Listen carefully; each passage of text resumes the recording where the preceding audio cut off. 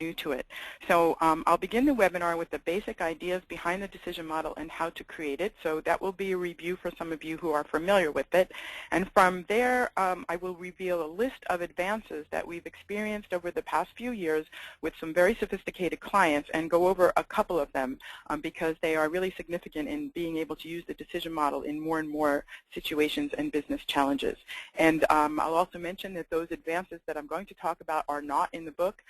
They are all things that were developed after the book was published. We have an interesting timeline here leading up to the decision model, and I actually just saw it this morning myself, so it's interesting to see how the decision model came about. In the 1970s, I had the opportunity to work with DB2 before IBM announced it because I was at one of their large clients, and that meant that I interfaced with Dr. Codd over the next few years. So I got to understand the relational model quite well and the value of having a theoretical model in the IT science area. And while I was doing that, Larry Goldberg, who I didn't know at the time, was building technology companies in several different countries. And of interest further on this timeline is that KPI, which was established in 1997, published 2 books on business rules. So we're mostly known in the past as a business rule company. Now, today, we are a decision model company. And Larry and I then joined forces around 2007 formally as a partnership, which is a really unique partnership because I bring the theory of the data management and relational model and a mathematics degree and computer science degree to the table, and Larry brings a PhD to the table with extensive experience in developing software companies. So I think the two of us make for an interesting duo in delivering the decision model and now enterprise-wide software for it. Some of you may not know, KPI has a sister company called Good Methods Global, and it has been incorporated into the Knowledge Partners International family this year, last year actually, and their expertise is in visualization and requirements, and by joining forces, we now can add to their expertise the decision model. Not mentioned on here, though, we also have other consulting companies who are very excellent partners of ours in other countries. I'll mention a couple of the countries. Germany, a very strong consulting partner in Germany. We're just finishing up a project there. And the UK and also in the Netherlands. And so we are expanding our expertise and our ability to help clients wherever they may be. So I'm not going to tell you a whole lot about KPI because I think the most important parts were in the timeline. But what was really interesting to us is this quote from Dr. Ofer Etzion, who has the title of Master Inventor at IBM in Israel. And we did not know him. We sent him our book manuscript. And he said this book can become one of the classic books of a new era in computing that will have much traction in the next few years. He also made a prediction about technology. And so at the end of the presentation, I'll bring you his quote on where technology may be going. And so you can see that he perhaps predicted what we're going to be talking about today. So I'm going to start with the current state of business rules as it is carried out today in most organizations, specifically where those organizations are not using the decision model. And let me just be totally honest, this is exactly the way we managed business rules before we ourselves used the decision model. So this page contains a process model some of you may have seen from a real client. And the client followed what were the best practices for a business rules approach. And if some of you who are practicing a business rules approach, the traditional approach actually focuses on individual business rules as the resource that they should be managing, which is very different from what I'm going to talk about today. What I'm going to talk about today is a decision model practice where a model focuses on a whole organized, structured representation of many business rules with the idea that it's this bigger deliverable that is the resource we should be managing. But focusing on business rules, this particular client put identifiers in this process model that pointed to individual business rules that were elsewhere. So the business rules were either in a business rule repository or a catalog or a requirements tool or a database or an Excel or Word. And I suspect that this process model is probably much like ones you have seen or even you have created, and I'll be perfectly honest, it certainly looks like ones we have created in the past. But we learned, and it turns out, that this way of separating business rules on an individual basis has flaws in it, such that more often than not, the rules become unmanageable. As soon as you get not even a huge volume of rules and you get a somewhat complicated process model, you lose control over the business rules. That was the case for this project. The business rules, as listed in the catalog, had no universal grouping diagram or model from them. And the shortcoming, too, was the way they organized the business rules was based on a task in the process model, which meant that the grouping of business rules for this process model may not be the same as the way you would group them for another process model. So that meant that the reuse of business rules was not so straightforward. And as a data person, I can recall that this was how we managed data several decades ago. We used to just list the data elements in a data dictionary, and we would point to them in process models and data flow diagrams. But we learned back then that this didn't work too well for data either. And it wasn't until the relational model and the concept of logical data modeling as a technology-independent representation, when those two things happened, we've discovered a much superior way of managing data, which is still in use today. So this page shows you how much simpler the previous process model became when we re-engineered it to reference entire decision models instead of referencing business rules either singly or grouped for each task box in the model. So the first thing that you'll notice is that the process model now has fewer tasks and it has fewer process flows and arrows in it. And even the pointers to the business rules are gone. So where did the business rules go? Because if we're not pointing to the business rules, what are we doing? Well, as you might guess, the business rules are now in a model.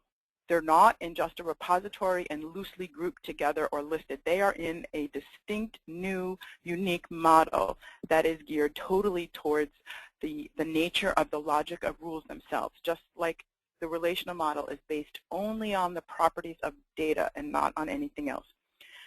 So if you look carefully at the partial process model on the left of this page, you'll see that the two orange task boxes have pale blue octagons in them. They probably look like circles to you, but they're actually octagons. And these octagons indicate that these two tasks are powered by an entire decision model, which could be one little decision table, or it could be hundreds. And we have seen decision models with hundreds, which are very rare, but we have seen them. So the decision model, what it does is it elevates a business rule practice in an organization to the practice of decision management. The whole entire decision is what becomes important, and the individual rules are the way you power the decision. So where are the individual rules? If you follow these arrows here from those two task boxes, it points to a model in the middle of the page that has that same octagon at its top and a set of green shapes below it. And you'll also notice that those green shapes appear to be connected to each other in some way. So it might look like a data model, it might look like a hierarchical decomp, it might look like an object model, but it's not any of those things. It's a totally new model. And this particular one in the middle of the page is comprised of 5 of those green icons, and we call these rule families. And rule families, you'll see in detail, they also relate to each other in a very unique way. So that's why you see the relationship lines between them. If you were to drill from one of those rule family green icons in the middle of the diagram, the arrow would lead you to its content. And the content is shown in this page labeled as a rule family table. And it's a two-dimensional table, like many other tables. And it resembles a common decision table, but it's much more rigorous than that, as you will see as we go through. The business rules are really not, quote, business rules as you may think of them today. They are translated into rows of conditions leading to conclusion. And the translation occurs according to decision model principles, so that there's only one way to construct such a table, and those tables relate to each other in exactly only one way. So a decision model has 2 visual representations.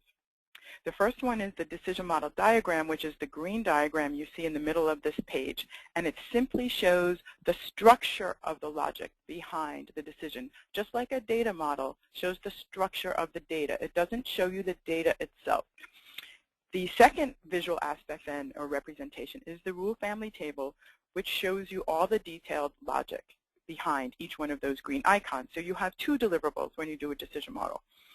The most important idea to take from this page is if you look at it carefully, you can now make changes in decision models, whether it's to the rule family table or to the green diagram, without making corresponding changes to the process model.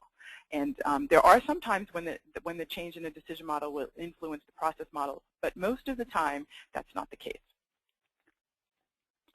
So let's try to understand the relationship between a process model and decision model. This page contains one way to create a process model for a particular set of requirements. This one is labeled option 1, and it prescribes that first the process determines the person's employment history. Then if the employment history is good, the process determines the person's debt. And if the debt is low, the process then sets the person's credit rating to an A, assuming that's a good credit rating. However, if the results are not these values, then the process branches to the box there you see with a question mark in it. The important thing about this process flow is that the sequence of evaluating employment history and person's debt has to be done in this particular order. The process flow is very rigidly specified. But if someone else were to go out and say, I think it should be modeled this way, in option 2 actually shows a totally different sequence, but it also works. So the process first evaluates person's debt and then their employment history second. And it does not allow for any other sequencing. It must be done in this sequence. And yet you're probably realizing now that sequence is really irrelevant. It doesn't matter which sequence you do those evaluations in this particular case. And this is not good, because when you find irrelevant sequence, which we find everywhere in process models, you are probably dealing with logic and not with process. And the reason we do that is because we didn't have another way to represent logic of conditions leading to conclusions where the sequence of the evaluations doesn't matter. So option 3 now is the new world of the decision model. It combines all of the tasks you see in option 1 and 2 into just one task box, and it's labeled determine person's credit rating because that's the conclusion we're looking for. And obviously this process flow is simpler because we've reduced the number of boxes. And this one task is now designated as a business decision task because we're going to say that behind that task is an entire decision model that looks at a person's employment history and person's debt in order to come up with a conclusion for their credit rating. And now before I look at that example of going through to the decision model, what if you wanted to add FICO score or credit score to the evaluation of a person's credit rating? In option 1 and option 2, the first thing you'd have to do is figure out what sequence to do it in, but sequence isn't even relevant. In option 3, you are actually free from all sequence, so let's take a look. The evaluations in options 1 and option 2 are now in a separate decision model diagram at the bottom of the page. And this decision model diagram, you can see that we have 3 rule families. We have one for a person's credit rating, which is what we're looking for to begin with. We have another one for a person's debt, assuming that there are conditions leading to our evaluation of their debt situation. And then we have one for person employment history, thinking that we also have conditions that are going to evaluate for us how we want to rank the person's employment history.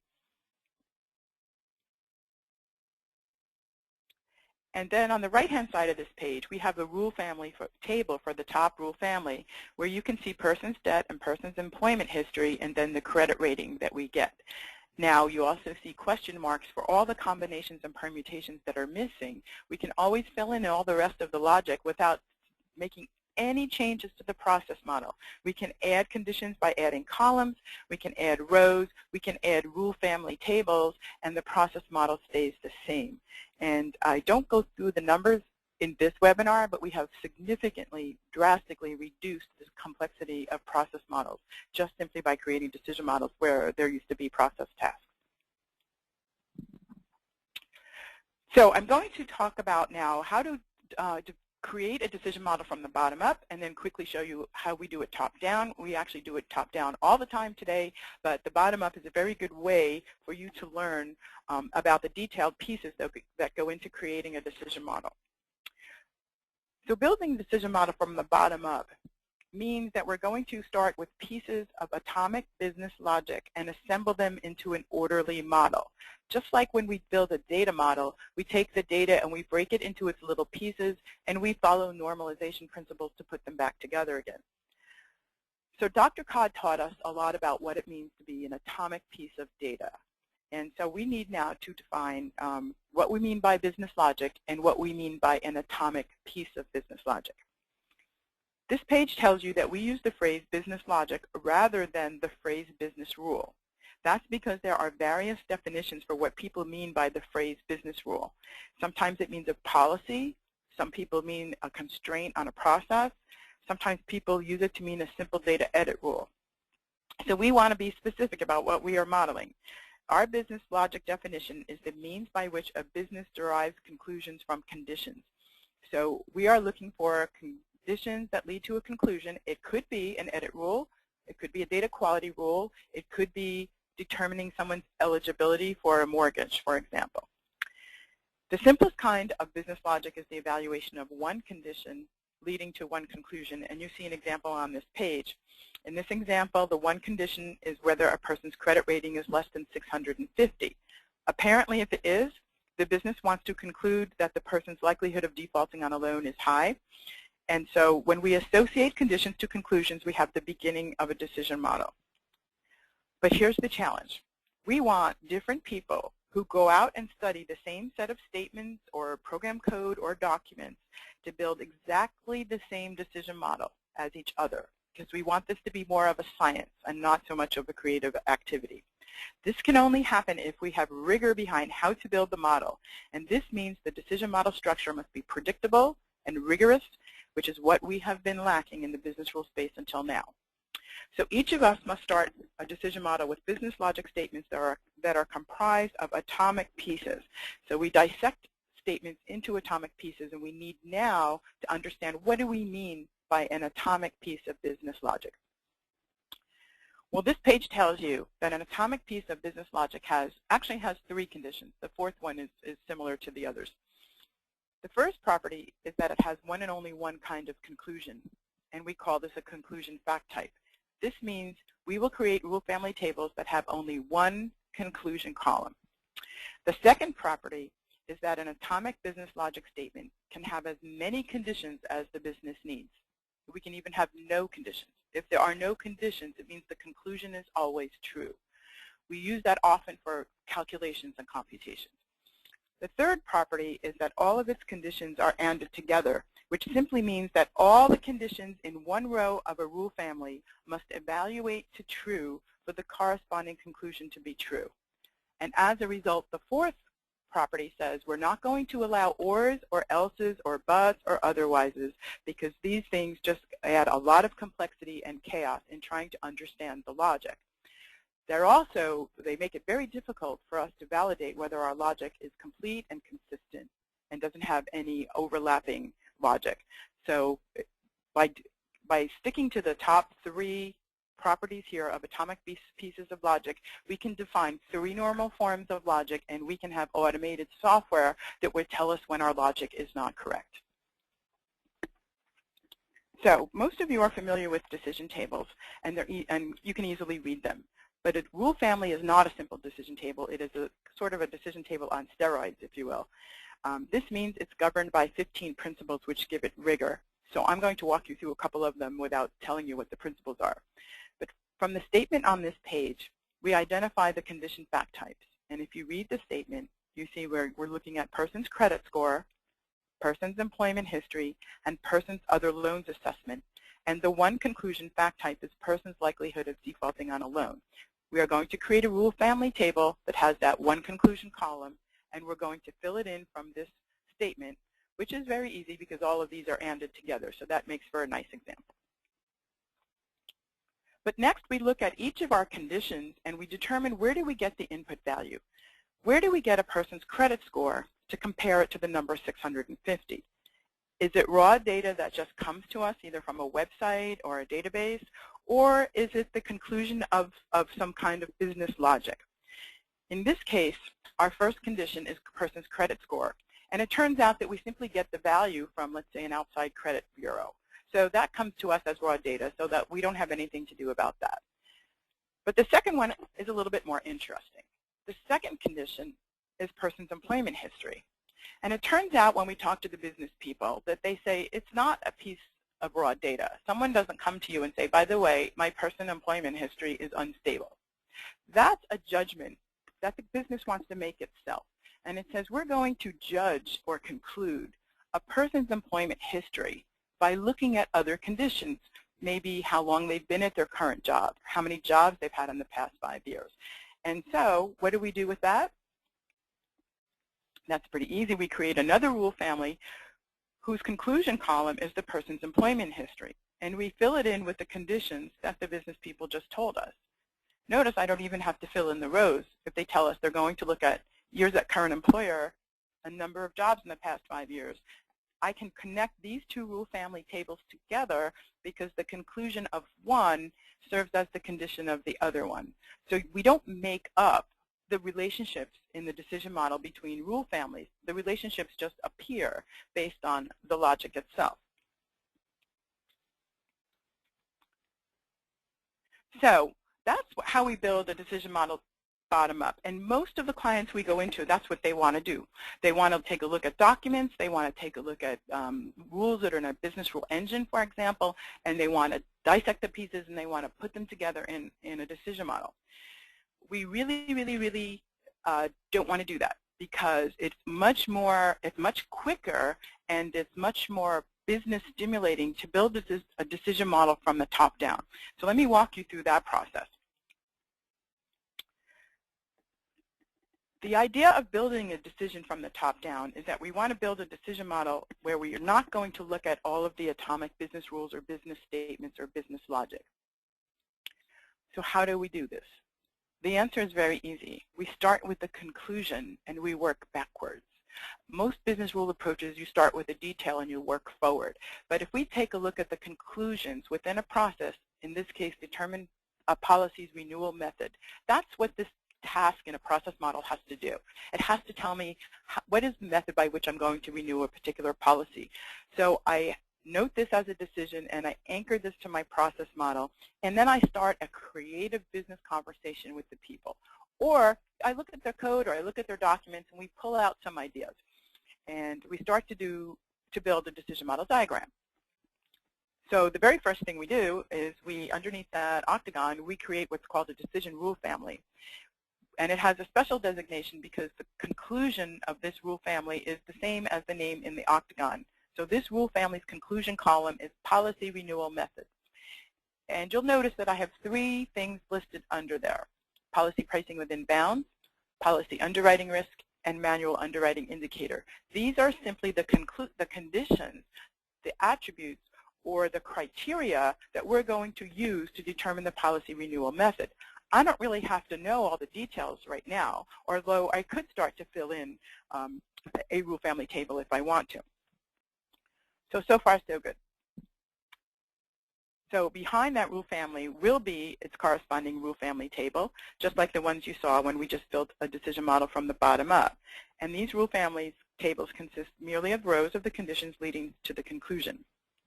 So this particular rule family has 3 kinds of conditions and 4 rows leading to the value for the conclusion.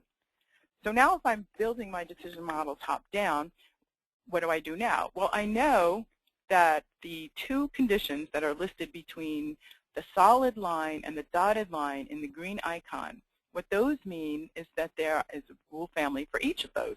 So we're looking at we're looking at the top one right now, but we should have 2 dependent rule families with those as their conclusion. So in this case, we have we need 2 of them. We need one for policy pricing within bounds, which you see on the left-hand side. We're going to need another one for policy underwriting risk. If I look at the one for policy pricing within bounds, I see that I have 2 conditions I'm looking at: policy discount and policy tier. Policy discount, because it's between the dotted line and the solid line, will have its own dependent rule family where policy discount turns out to be the conclusion. So as you can see here, I have 2 rule families and I have their independent rule family tables filled out. And so you can see that we can build the structure, start to build the tables. The tables may change the way the structure turns out, and we can have a lot of creative conversations about whether these are the right criteria, how are we going to measure whether we're making this decision well, which tables do we think we need to improve on. So this becomes an iterative process until we come to the end of a decision model. So hopefully you're asking the important question is, how do we know when we're at the end? It's sort of like building a data model, or well, when is it over? This is actually a very easy question. Let's take a look at this model when it's finished. One thing I noticed that in general, decision models are not that large. A standard decision model will be anywhere between 5 rule families and maybe 20 rule families. When you get into data quality, we'll have hundreds of rule families, and I'll show you a little bit of why that is and how that works out. But generally, rule families and decision models are not huge deliverables. They're not hundreds and hundreds of rule families, so they happen pretty quickly, and they're easy to validate. But here's what a decision model diagram looks like when it's complete. You already know from what I told you that this particular decision model comes to a conclusion about a policy's renewal method. Apparently it does so by evaluating logic in 6 rule families, and each of these can contain many rows of logic. And what I haven't told you, but implied, that each of these is consistent with 3 forms of normalization: first, second, third normal form. So that means there's only one way to create each of these tables. In each rule family, you also know that all of the conditions below the dotted line have values that come from raw data. So look at the bottom 3 rule families. All of their conditions are below the dotted line, so all of their condition values come from stored data. So as you develop a decision model top-down, when you arrive at a level where all the rule family conditions are below the dotted line, you are finished. There's nothing more. There are no more dependencies, and this is where we stop. So I hope you realize from this quick discussion is that a decision model is a new kind of model, and it fills a gap that has been missing all this time. More importantly, the decision model is a structure that's not the same of any other model we have today. It's not a data model, it's not an object model or a process model, but it's a model of the structure of the logic itself, which means it's very pure, it's very basic, and it's independent of technology. And if that's the case, and we continue to protect it that way, and we make sure that you don't develop decision models that are tailored to a particular technology set, we believe it will last the test of time, just like the relational model has done. So I think some of you who have experience with the decision model are probably interested in the rate of its adoption and some of the advances we've been talking about when we speak at conferences and in some of our articles. We can measure the rate of adoption by our growing KPI practice and our STEP methodology, which, by the way, our STEP methodology has changed recently. Our practice now, we practice the decision model in countries other than the United States with some excellent partners. We are now practicing it in government as well as in commercial organizations and in some very large organizations and in very small ones. We have adopter emails almost on a daily basis from people who tell us, we've been using the decision model for a year. We have a question, from companies we don't even know. So that we see more and more and more now, every day or every week. We have a decision model LinkedIn group, which we encourage all of you to join, because this is where you will see messages from people who are practicing, and you can learn from those. And I forgot how many people, there's hundreds of people in that group. Our attendance at webinars used to range from about 100 to 200, and in the last few webinars we've had over 1,000 people register. So we can say that the attendance and the interest is soaring. Our book sales continue to be very consistent. The object management group today has a decision model notation subcommittee where they are seeking a common notation for something called the decision model. And we are aware now of 3 universities incorporating the decision model training in their business analysis certificate programs. And so they're using our book, and they are actually, the students are actually developing decision models as part of their coursework. I just summarized 3 interesting experiences because these are unusual, I think. Not so unusual, but it was a surprise for us because they were early on. One organization had an $8 billion problem, and due to the complexity of the subject, they decided to try the decision model.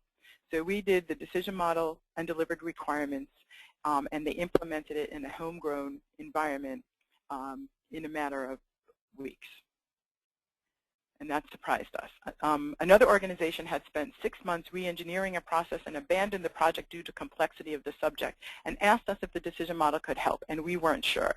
But what happened in that one is, just like you saw the example at the beginning, when you pull the rules out and you create decision models, your process becomes extremely simplified. So we were able to do that and deliver requirements and implement in only 10 weeks a project that they were having problems with.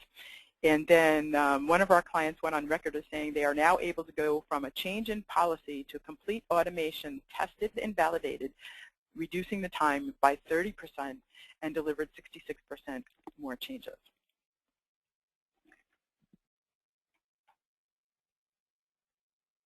Okay, some of the advances in the decision model theory itself. I'm not going to talk about all of these. I'm going to talk about 2 of them. But we have introduced the idea of views and view groups and communities. So that is the ability to denote different views of the same decision model for different usage. And the concept of communities is closely tied to glossaries. If you have a community in your organization that uses a particular glossary, be it an industry standard glossary or a glossary that just belongs to the credit department, you can create different group views and view groups of the corresponding decision models. We have advanced test case generation based on the principle of the decision model, which leads to the creation of the minimal number of test cases you need to do some testing.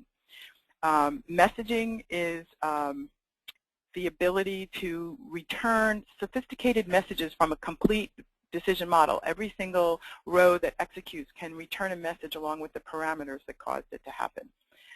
In the notation, I'm not going to go over this, but there are fact types that are needed to be hidden in cells because they're operands in a rule family. We can bring them out in the notation so IT can see them. We have more advanced ways of representing formulas. And I just recently published in Modern Analyst yesterday that you can have fact types that are lists or sets.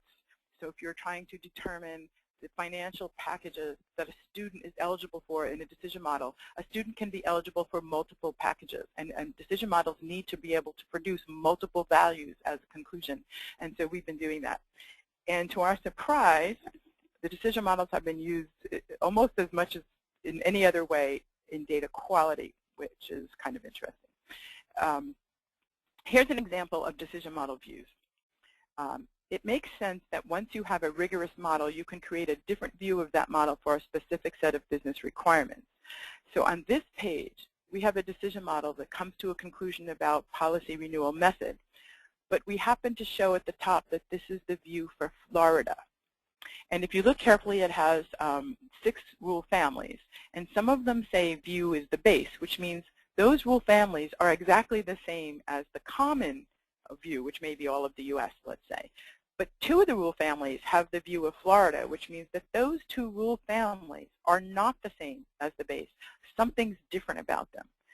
They can have different conditions, they can have different rows, they can have missing conditions, and so by reusing the base decision model, you don't have to copy and paste it. You basically are reusing those, and then you're just adding the changes.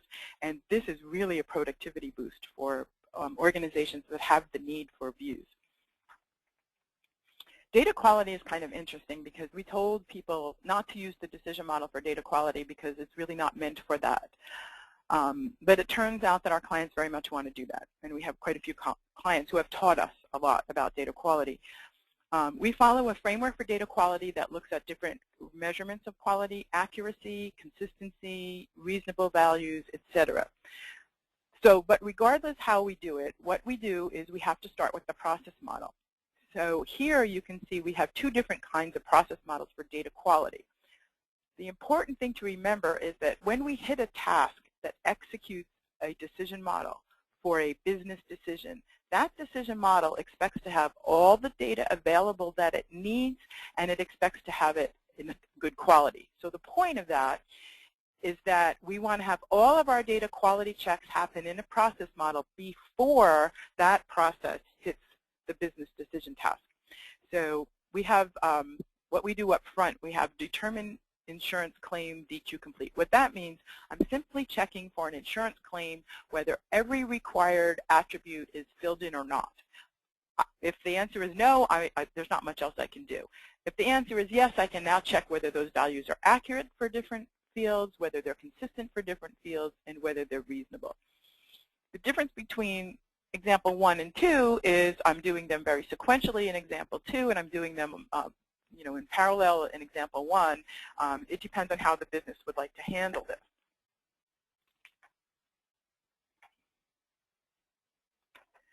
So let's just take a look at a decision model that determines whether required fact types are populated before we get to a decision model. This one determines and looks at whether 4 required fact types on an insurance claim are populated. And I know that because in my decision rule family, you see there are 4 fact types between the solid line and the bottom line. So in order for this insurance claim to be completely populated, all of those things we must have a completeness check of yes. If any one of them is no, then my insurance claim is not complete. But then I have a dependent rule family for each of those. And that dependent rule family will check, the first one looks like it will just check whether the claim type is filled in. But the second one looks like it has claim type and auto license plate number. So obviously there's some logic there that maybe only if it's an auto claim do I need the auto license plate number. But if it's a different kind of claim, I don't. And so business people find this very easy way to specify all the data that needs to be in place before a decision model executes. Supporting technology has been really exciting in the last few years. Dr. Ofer Etzion said, I think the ideas in this book to have the rigor of abstractions in the business logic level, that's what we're talking about, business logic, business rules, as a starting point and emphasis on simplicity of thinking, and is exactly what is needed as the next generation of SOA and enterprise software tools because it provides a missing link. So let's look at what we have today. These are the tools that we are aware of. There are new ones appearing on the marketplace almost on, I don't know, every quarter or so. The list begins with a requirements tool called Integrate from eDev, and as a requirements tool, it supports an array of requirements deliverables that now includes the decision model. The second in the list here, we moved it down. We have Visual Paradigm, which is it's an enterprise tool, architecture and modeling tool, which that's a new one we just became aware of in the last few weeks and have been using it at a client site.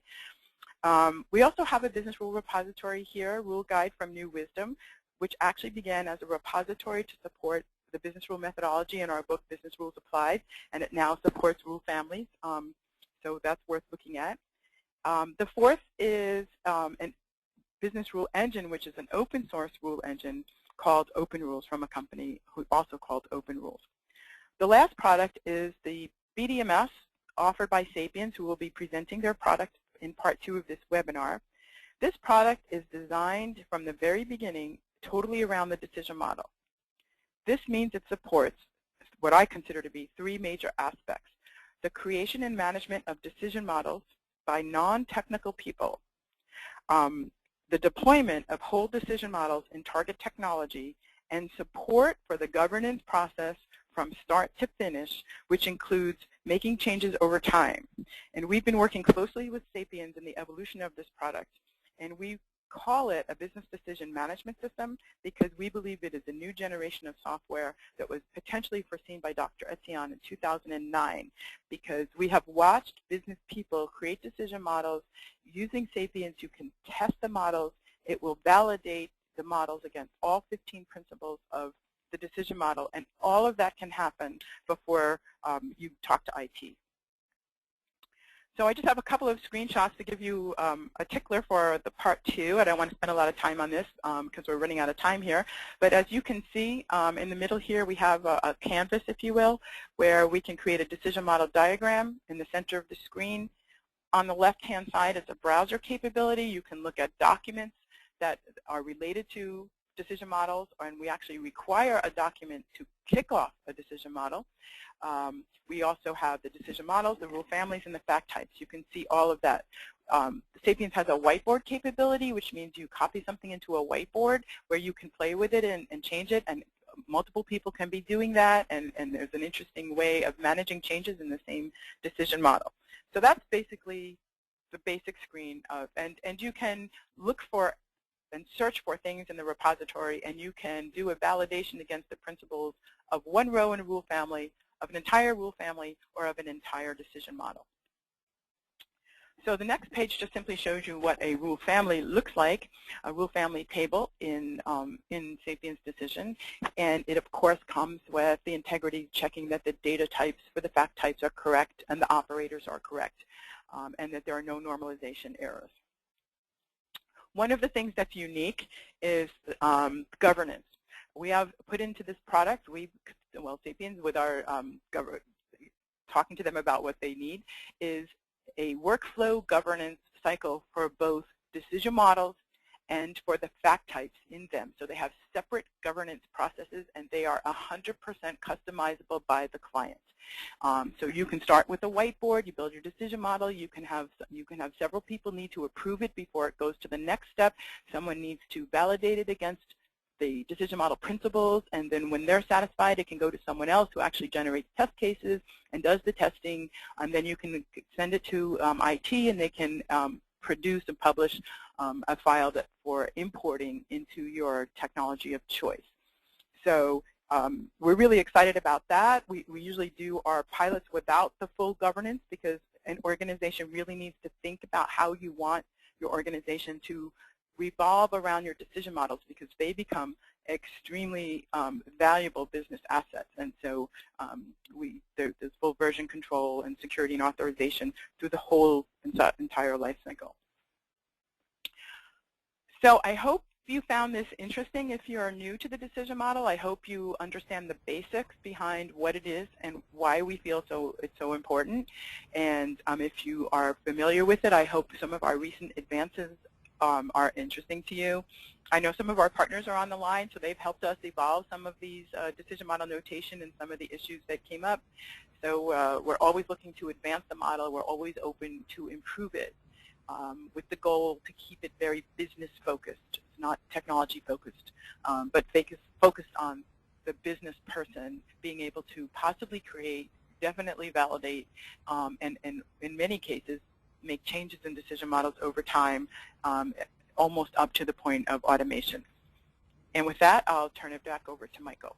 Thank you, Barbara. This was a very, very comprehensive overview about the decision model, and it's amazing what happened the last, I would say, last year, right? So thanks also to the partners that helped us to be where we are right now. The next part, before we open the discussion and the Q&A session, is just a short overview about our KPI engagement model. We are focusing predominantly on a skills transfer. It's not so much that we see ourselves as a consulting company, but we are a provider of skills and knowledge, and lead you to self-independence with the project. Typically, we will start with a pilot project. The purpose of the pilot project is twofold. On one side, we want to make sure to understand more about your needs and about your specific situation. And then we also want to show how to apply the decision model within your particular setting. At this pilot project, we would take the lead in showing how to apply the framework. And then later on in the target project, we would transfer the control more and more to the client, so that the client becomes independent. Another important side product of the pilot project is, of course, a level of effort estimate for what we call the target project. The target project would consist of increments that are time-boxed and fixed-priced within maximum 3 months. So the client has a limited exposure, because it's always 2 to 3 months, and they know exactly what to expect, because the estimated level of effort estimate has been created always before that. Now, during the target project, clients become more and more self-independent and start to run the project, and then it typically leads to our other engagement form, which is stepment. And stepment happens on and off site, and it's targeted to become to be a mentoring support for the client. So basically, the client would run the project by themselves, and they have a support by decision model experts to help them as a fallback, as an insurance, and finally, we become obsolete because at the end of this process, and we see that at many of our clients, they are able to execute a decision model. Typically, they have a center of excellence, and also they pursue a certification, which is eligible after 3 months in a target project and requires the written and the oral presentation of a decision model that they actively have worked on. Very interesting. I have been at the certification recently. Quite interesting what our clients are able to do there. Now, the whole process is embedded and supported by tools, as Barbara showed earlier. Typically, we are providing the tools at the beginning, and then it leads to an area or time where the client starts to select the BDMS, Business Decision Management System, and then starts to implement it. That is not the default. That's kind of the typical approach, but it doesn't have to be that way, right? We have also clients that are very excited about what they see now in Decision, the Sapiens product that Barbara mentioned, and they start immediately with the tool. So there are different approaches depending on the client, and we have the necessary flexibility to do that. Barbara, let's have another look. What can you do right now? What kind of information is available? If you go on the web at our website, KPI USA, you will find in the download section a free primer, an update about events, so where you can see us, where you can find us. There are a whole wealth of white papers and articles that you can retrieve. You can become a member of the LinkedIn group. Barbara mentioned that earlier. We have 2 groups. One is focusing on the decision model, and that's basically a venue where experts are exchanging themselves about their experience with the decision model. And then we have another one that is focusing predominantly on news. So that's the decision model news group, and that's an open group. You also can join our presentations. At the beginning, I mentioned that we are invited by a couple of IIBA chapters today in Cincinnati. DC is coming up, Minneapolis as well. And next year, we are already starting to plan for a number of presentations at chapters all over the world, actually. We are a partner of the BPM Institute and its Brainstorm events. The next Brainstorm event is in November. If you're interested to join our workshop there, you're more than welcome. And DEMA is always an important part. Barbara is a Hall of Famer there, and you will see us in New England on the 24th of October. We also often in Modern Analyst Requirements Network in TDM. You can buy the book. The book is the Decision Model book is available as a Kindle version and as a hardcover. And if you're now excited and ready to start your own decision model, you can visit our webpage and just download the free Visio and Excel templates and maybe the primer, and you can start working on it. So I also want to point out, Barbara, if we could switch to next slide, point out our partner Sapiens.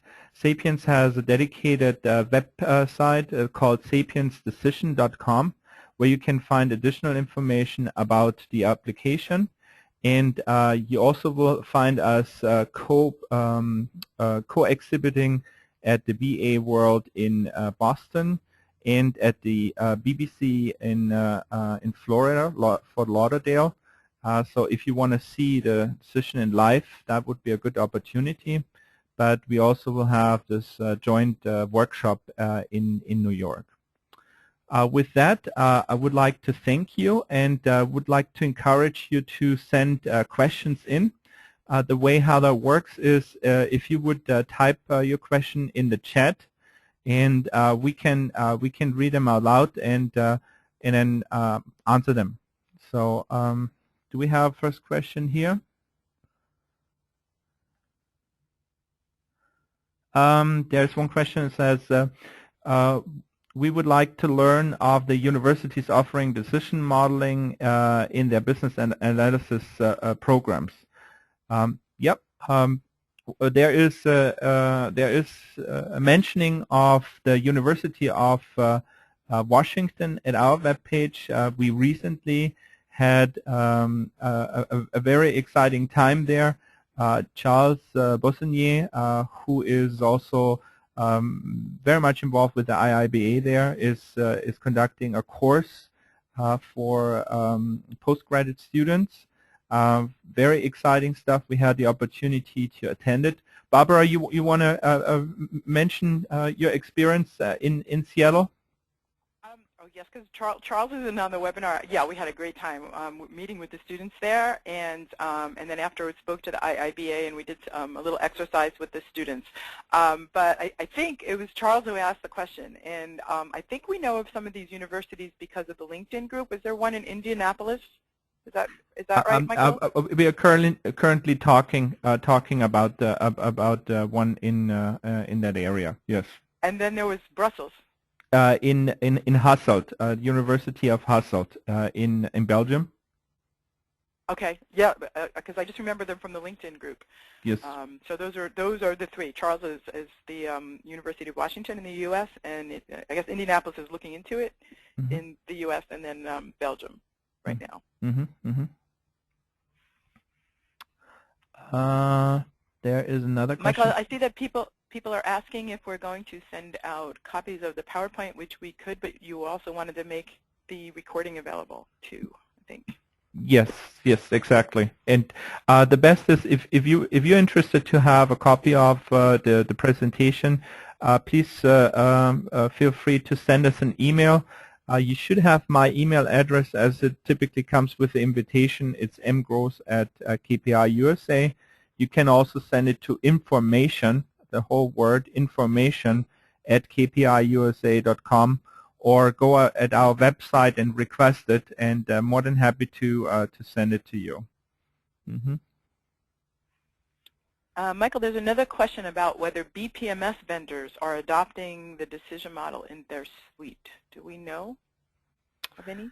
Well, it's actually an interesting question because we have a tremendous impact on business process management. As you showed it at the beginning, right? The before and after of the processes is quite interesting. However, there is not a tremendous integration required, right? So, but with the recent project, with one of the recent projects that we are conducting, I think that our partner Sapiens has worked on an integration between Sapiens Decision and a BPMS suite, right? So, and it's not so much the vendors, in my point of view. It's more the business owners and the users and the clients that adopt the business logic framework. It's also interesting since it's not intrusive. If you apply the decision model and you have a business rules engine, and if you have a BPM suite, you don't have to replace them, and you don't have to really substitute it with another program. You can use your existing technology but apply the decision model to it, and you will see that it helps significantly to gain higher efficiency. Barbara, you want to add to that? No, that's. I think that covers it.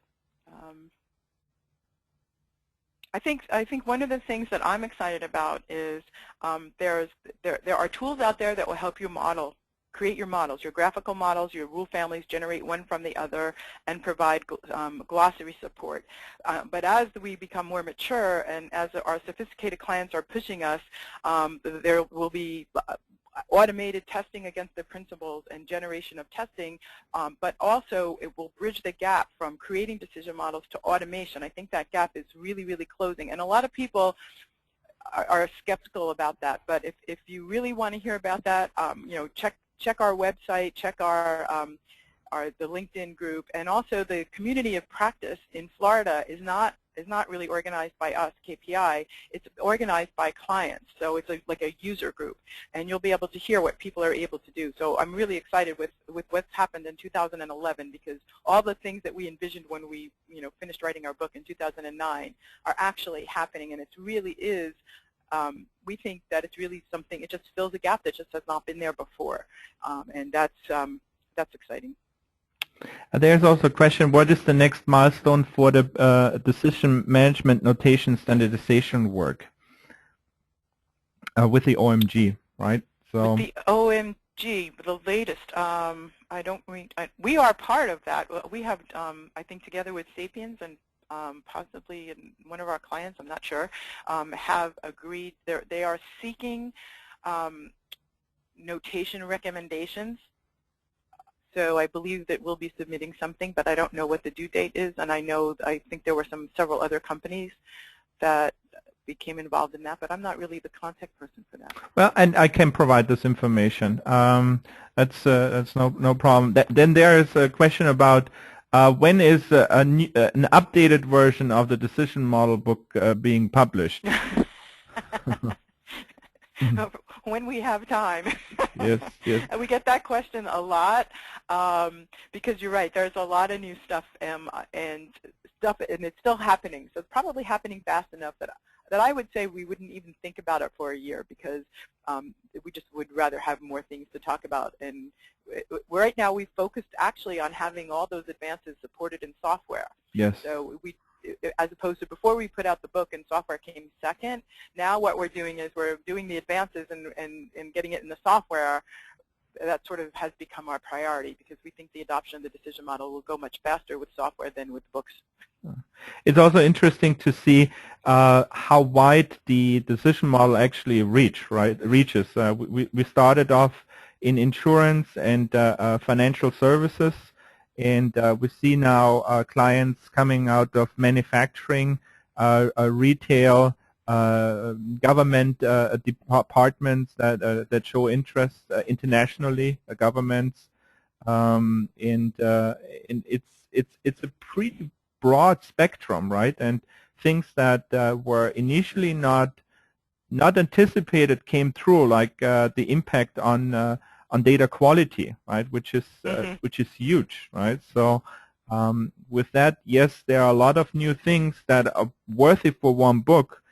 But I think for us, it's really exciting to be in a real life, right, and apply it now, because we are in a lucky situation that we have not only an approach, but also the tools to execute this approach very, very efficiently in a real world setting. And I think that's our core focus right now, right, Barbara? Yeah, I think the place to learn about the latest advances would be Modern Analyst. We've been publishing bits and pieces there. I was talking to Larry about doing a 5-part series, taking each one of these advances and talking about each of them in an article, because to do a book is a big ordeal. Yes, but we could do it in articles and with examples. And there was a question coming in terms of views. We have a white paper on our webpage about views, right? It is something that was developed after the book was published, but it's very, very powerful, especially dealing with corporations that have an international footprint or work in many states where they have permutation of logic that they are where they seek a leverage of the existing data. So views are very powerful, and yeah, there is a white paper, and if there are additional questions regarding these things, please keep tuned and send us your requests. A good forum is always the LinkedIn group. If you're not member by now, I really recommend to become one. Again, it's more driven by practitioners, not necessarily people that that are always our clients, but more and more our clients. So, do we have another question? No, I think that's it. Yep. I would like to thank you very much for attending today. I hope we can see you on our part 2. Part 2 will be very exciting. We will see a live presentation of Decision. As Barbara said, that is an application where we worked very, very closely. We had this opportunity to work very, very closely with the software development team. And it is the product that has incorporated all 15 principles of the decision model, which is really essential to be to have a sustainable success with it. Very good. So yeah, we look forward to seeing you at one of the next events, and we wish you a good luck and a good evening or good afternoon or good lunch. Bye-bye.